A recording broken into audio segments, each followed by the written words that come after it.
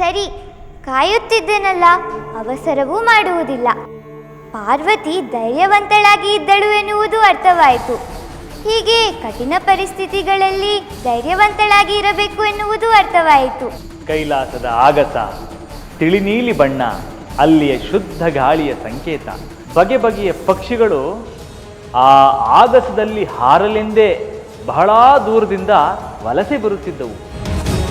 ಬಿಳಿ ಮೋಡಗಳು ಸ್ವಚ್ಛಂದವಾಗಿ ತೇಲಾಡುತ್ತಾ ತಮಗೆ ಸಿಕ್ಕ ಸ್ವಾತಂತ್ರ್ಯವನ್ನು ಆನಂದಿಸುತ್ತಿದ್ದವು.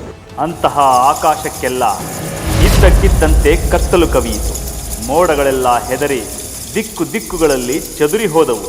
ಹಕ್ಕಿಗಳ ಭಯದ ಕೂಗು ಇಡೀ ಕೈಲಾಸವೆಲ್ಲ ಆವರಿಸಿತು.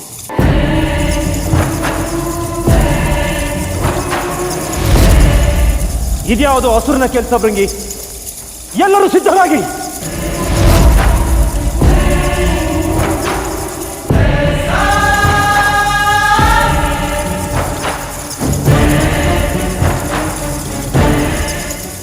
ಮಾತೆ, ನೀವು ನಮ್ಮೊಂದಿಗೆ ಬನ್ನಿ.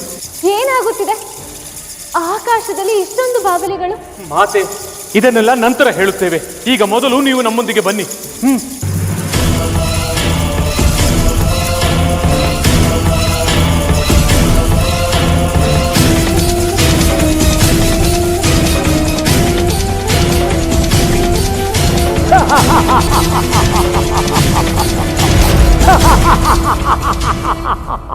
ಅಬ್ಬಬ್ಬಾ, ನಂದಿ ಭೃಂಗಿ ಪಾರ್ವತಿಯನ್ನು ಎಲ್ಲಿಗೆ ಕರೆದುಕೊಂಡು ಹೋದರು?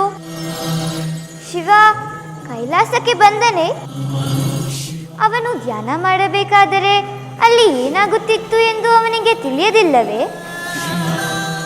ಶಿವ ಬರಲಿಲ್ಲ. ಪಾರ್ವತಿಯನ್ನು ನಂದಿ ಭೃಂಗಿ ರಕ್ಷಿಸುವ ಪಣ ತೊಟ್ಟರು.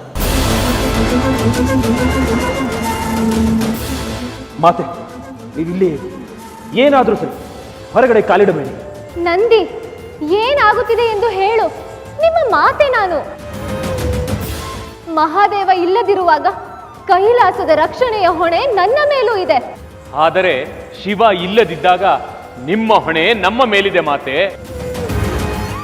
ನೀವೀಗ ಇಲ್ಲೇ ಇರಬೇಕು. ಕೈಲಾಸದ ಮೇಲೆ ಯಾವುದೋ ಅಸುರನ ಆಕ್ರಮಣವಾಗಿದೆ. ಅದೇನೆಂದು ನಾವು ನೋಡುತ್ತೇವೆ.